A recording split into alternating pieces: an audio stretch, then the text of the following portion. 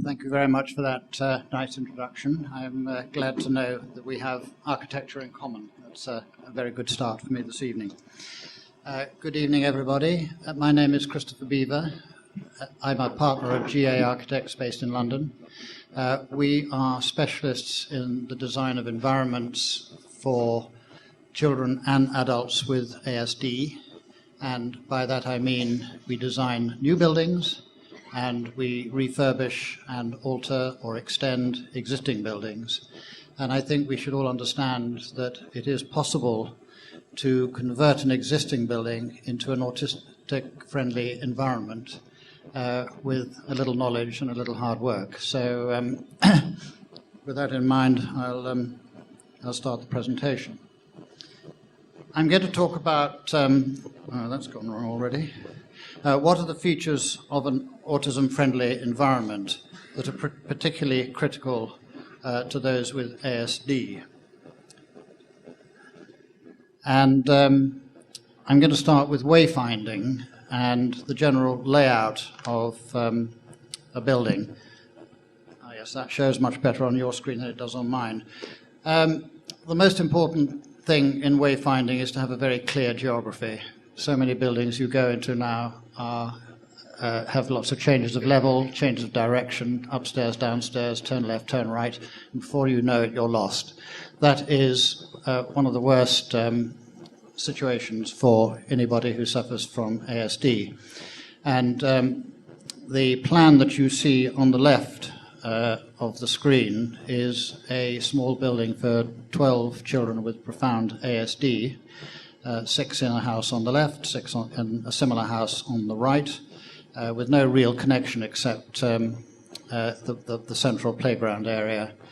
And the second thing I would like to draw attention to are the curved walls, which you'll see.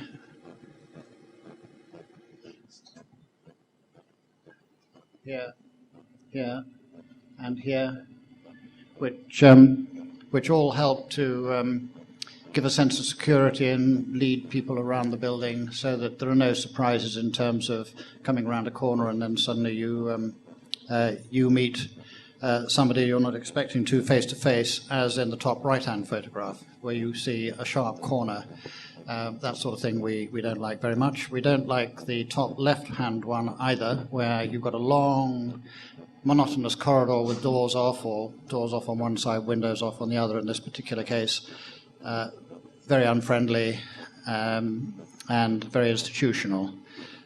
Rather, we would prefer the center bottom photograph, where you see with a blue or green tick, I'm not quite sure what color it is on the screen there, curved wall, which is very nice, friendly, warm, made of timber, and so on. Also, the bottom right photograph, which again shows the circulation space, giving access to the bedrooms. Something which isn't specifically shown here, although you may see signs of it in the green room on the bottom right, the use of color coding. That can be used quite extensively in the use of floor finishes, showing the way in a certain color, or the color of doors, for example, grey doors for bedrooms, a different color for living rooms or dining rooms or other communal rooms. Circulation, I think, is probably one of the, that links really to the last photograph or slide. We try to avoid corridors altogether. In fact, the word corridor is banned in my office. We don't use it. We refer to circulation spaces. And you can see in the plan at the bottom right where you come in at the red arrow, you walk through, you can see 3 rooms to your left, 3 rooms to your right, and a fairly generous space in between, which gives access to the outside, so that you always can locate yourself, you know where you are in the building, and you don't feel crowded. The reason to avoid long corridors is to eliminate running opportunities. If anybody has ever seen a young person in a bit of a tantrum belting out of a of a classroom and running like hell down the corridor. It's a pretty frightening experience, and you see that in the picture in the middle there. And the situation you see on the extreme left with the arrow and the long corridor is very much to be avoided. Calm and simple spaces really are a very high priority. This means good acoustics. Good acoustics is probably one of the most important aspects of designing for ASD. Shiny surfaces reflect sound, floors result in impact noise, footsteps clattering along the corridor at night or whatever is not desirable.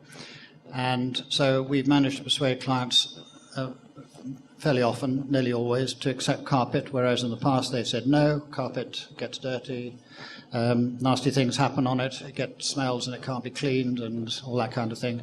That actually is not strictly true. We can now find carpets that can be cleaned and don't smell. Anybody wants to know what carpet or where to get them, they can talk to me about it and I'll willingly tell you. The ceiling you see in the photograph on the left is what I would call a very successful acoustic ceiling. It's stained timber with gaps between the boards. Behind the boards there is an acoustic mat. The sound goes through the gap between the boarding and is absorbed. And that space, with 6 children running up and down having a good time, is extraordinarily quiet. You would be very surprised. On the right, we've got the middle picture is slightly different because there we do have a timber floor, and the reason for that is it's a dance studio or an art studio where plays are enacted, children do dances and so on. That's at a school in North London, East London actually, sorry. And you see the folding doors there in the middle, which are designed to divide the space up into 2, are high-performance acoustic doors, expensive, but they work very well when they're properly designed and specified. And you can have 2 very successful spaces side by side, both doing their own thing, making their own noise, with each side not hearing very much of what's going on next door. No confusing textures. That's all part of a calm and a simple space in my terminology. The 2 pictures on the right show you a space that, to me, is not calm, is very confusing, bright colours, words. You see on the top picture the word library spelt so you can't even read it, even if you can read. And of course a lot of autistic people can't. So those 2 photographs show you what we definitely don't want.